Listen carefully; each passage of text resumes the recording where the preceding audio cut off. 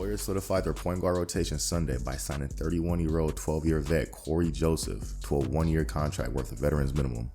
He slotted in to be the third-string point guard behind Steph Curry and Chris Paul. Now, I know this isn't the move most fans wanted to see. I get it. I think we were all waiting on them to add a frontcourt player. And with 3 open roster spots remaining, they will, eventually. But with Ty Jerome getting poached by the Cavs, all of a sudden the Warriors had a need for a backup point guard too. Mike Dunleavy already said in his presser that the Warriors were going to get another point guard in free agency anyways. So this signing shouldn't come as a surprise. It's crazy how it worked out because Cory Joseph might actually be an upgrade over Ty Jerome. Both similar level of players, probably the same tier, but Cory Joseph's a better defender, he's a 12-year vet, and he's an NBA champion. He was on the Spurs team that won the title back in 2014, so not only is he an upgrade on the court, but he should serve as another veteran mentor for the young guys. If you couldn't tell already, I like the signing. Adding Joseph solidifies the Warriors' point guard rotation. Steph's 35 and Chris Paul's 38. Between injuries and load management, you could pencil them both in to miss a decent amount of games this season. So that third-string point guard spot is essential for Golden State.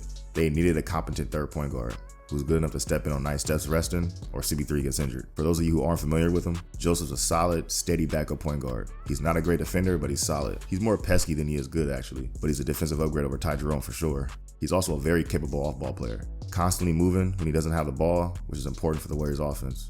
He knocked down 38% of his threes last year overall, but shot over 40% on catch and shoot threes over the last 2 seasons. 41.5% last season and 44.3% in 2021-2022. Kojo's another high IQ player added to the mix. After the buffoonery with the turnovers Kerr had to deal with last year, the Warriors are putting emphasis on raising the overall IQ of the second unit and cutting out all those back-breaking turnovers that cost them games last year.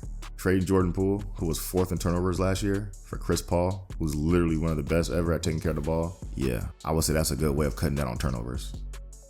Dunleavy's deal for CP3 gave Kerr a player he can trust. The Warriors led the league in turnovers per game last season. Poole averaged 3.1 turnovers per game, which again was 4th in the league. Chris Paul averaged 8.9 assists to only 1.9 turnovers last season. Before his playoff run was cut short by an injury, he had 52 assists to 7 turnovers in the postseason. Chris Paul basically never turns the ball over. With these offseason moves, the Warriors are going to have a much more mature and steady second unit. Even the 2 rookies the Warriors drafted are regarded as having a high level of feel and b-ball IQ.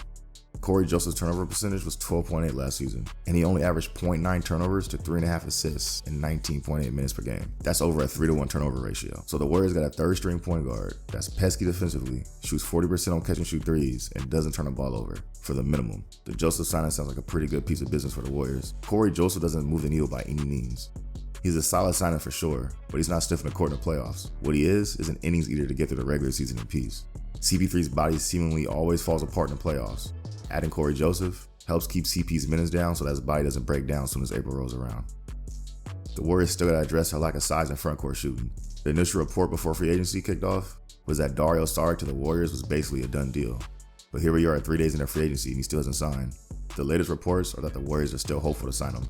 I think what's going on is Dario has multiple offers for the vet's minimum on the table, and at the minimum he prefers the Warriors. But he's waiting to see how the market plays out to see if he can possibly get an offer above the minimum. If the Warriors can get Dario Saric, it would have me feeling pretty good about the roster construction with a few more spots left to fill.